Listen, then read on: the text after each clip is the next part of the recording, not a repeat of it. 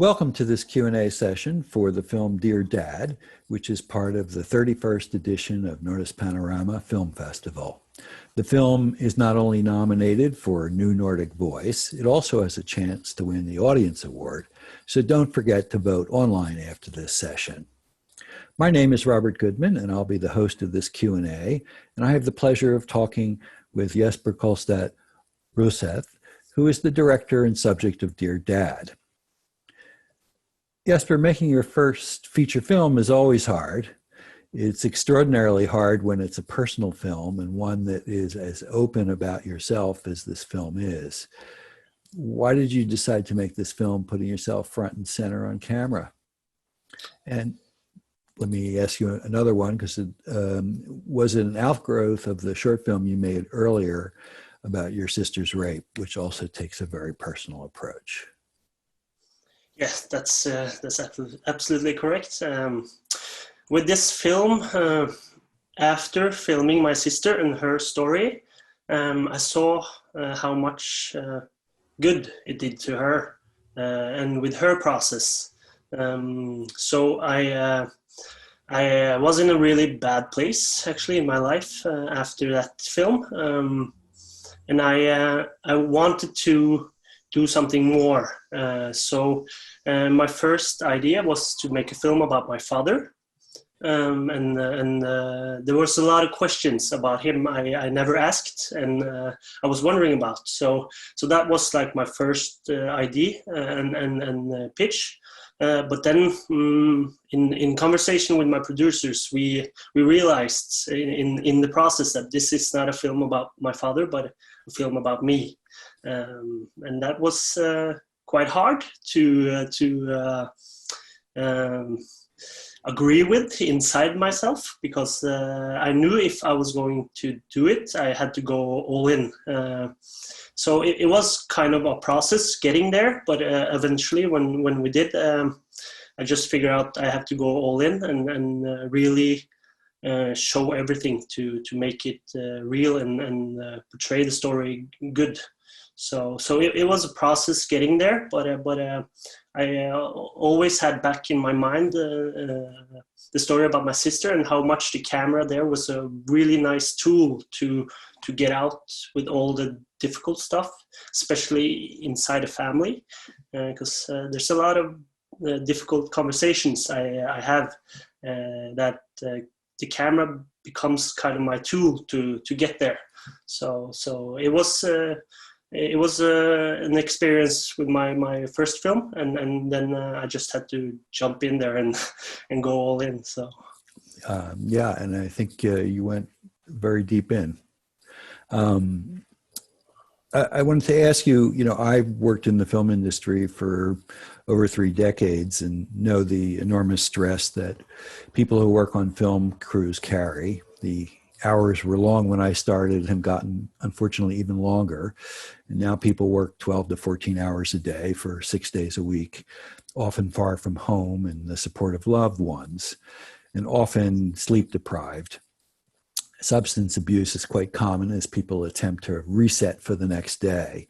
To what extent do you think that the pressures of working in the industry contributed to your father's alcoholism and subsequent death? I believe that when you have like this freelance situation, and there's a lot of stress, like you said, and it's so easy to use alcohol and other stuff to like calm that stress with not knowing when the next job is, and when you first have a job, it's really intense. So I believe that especially when you're young, I've been working with this for a long time, ever since I was young. So my kind of life situation was rather chaotic, and I believe that it's important to talk about it, because it's like all other big problems often just gets put away, and everybody knows about it, but you don't talk about it. And but I believe my own situation was not. I realized further it was my inner problems that was the most dangerous ones, not my other problems, but the freelance life did not do good in that situation. So I think it's important to see each other and be aware of the vulnerability you have when you're a freelancer and work hard, and because I don't think it's a you can solve it with just quitting, and get a 9-to-5 job, because the problems will still be there.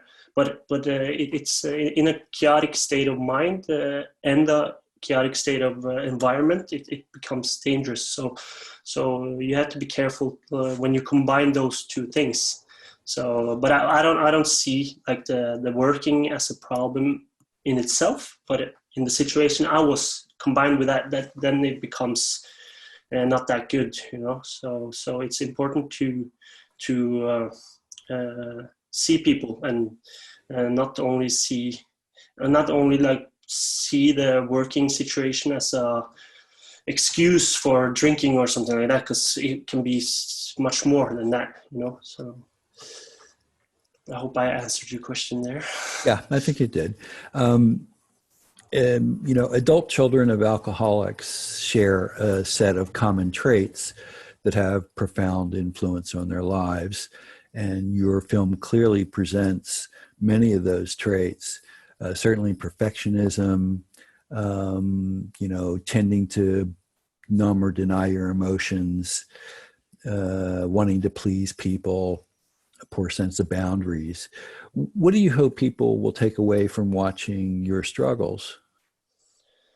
I hope that because first of all, when I grew up with my father, I never saw him as an alcoholic, and I never grew up in an alcoholic abusive home or something like that. So it's, for me, I think this film is very important, is to show the gray zones, all the stuff that lies, not the extremes, with a really alcoholic father, or me as myself as a really alcoholic person who needs to drink every day, but it's the gray zones, all that in between, where you can end up like that. And I think that's not talked about that much, because you always take the problem when the problem is really, really big, then you start to work with it.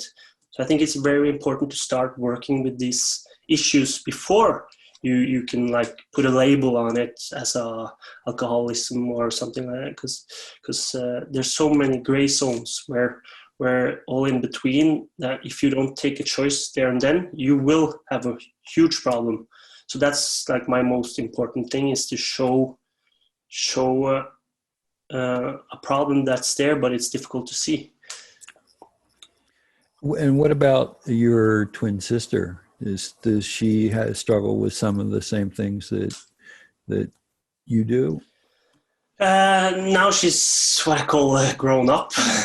So it's very interesting to see. I feel very lucky that I've been using almost 8 years, or almost like that, filming my family and my story. So I'm very lucky to go back and see who we were before and who we are now, and I could see a huge change, especially in my sister, because in the first film she was the vulnerable and the fragile, but in this film and now she's the strong one, and she puts me at my place. So I've seen a really big change in my sister, and I'm lucky enough to go back and look at footage with me, myself, and my sister, and see how we changed and grew up. So today she's a very strong woman and works with vulnerable people.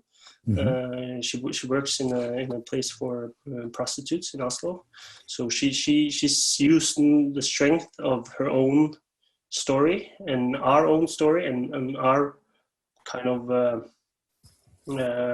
grasp to do something about it, to make a change for others, and I really respect that. So today I look up to my sister. That's fantastic. How is your son, who's part of the film, continuing to change your life and your relationship with alcohol? Today I'm a father. He just became 9 months, actually, Mikkel, and it's. I want to say, of course, it's changed my life completely and all my views on stuff. But it's very important in this situation with this film that it's not a solution for my problem to get a child. You know, No, but actually having a child and being a parent is usually adds more stress to your life than not having one, right? Yeah. That's true. That's true. That's true. But today this is a very good stress for me, and compared to what I was used to, and it changes my mindset because before I was a lot of hangover and had a really negative inner conversation with myself. But now, just waking up in the morning and the first thing you see is his smile, it's hard to be negative inside, even though you're tired and you haven't slept. But I'm used to that, you know, with the work and stuff. So it's like the topping of the cake in this situation, becoming a father. It's the process started way before that, and this is just like the reward I feel with my situation. So I'm a happy man today. Okay, that's great. What's the question you wish someone would ask you about this film, but no one ever has? Oh, that's a good question. A question I ask myself all the time is why? Why do you do it? You know, it's why do you put yourself in that situation? And that's like a question I've been trying to find an answer for. It's why personally I do that, and I think that's because I'm addicted of putting myself into situations where I'm uncomfortable, because I believe that change comes from doing that, like getting out of your comfort zone. And this was really outside my comfort zone. So yeah, that's like a question I ask myself 100 times, and not that many people actually ask. So, but I'm still figuring out why am I doing this? Because I now feel a bit stressed inside because it's coming out. Because the film's coming out. Yeah. So, what are you planning to explore in your next project? That's also a good question. But the next film I don't want to make about my family. I want to film somebody else. I grew up in a place in Oslo that is named Mortensrud, that has a lot of social issues. But when I grew up there, it was what you called a multicultural paradise. It was really good. But eventually things kind of change, and there's a lot of negativity about these things. So I want to maybe explore that. About the place, or about a place where there's a lot of cultures growing up together, and all the good things about that, but also the struggle, so maybe I want to go in that way or that direction, to just explore how it is to grow up in a multicultural place. Fantastic. Well, thanks for participating in this Q&A, Jesper, and thanks to the audience for watching. Remember, there are many other fascinating films to enjoy, so tell your friends, and don't forget to vote for the Audience Award.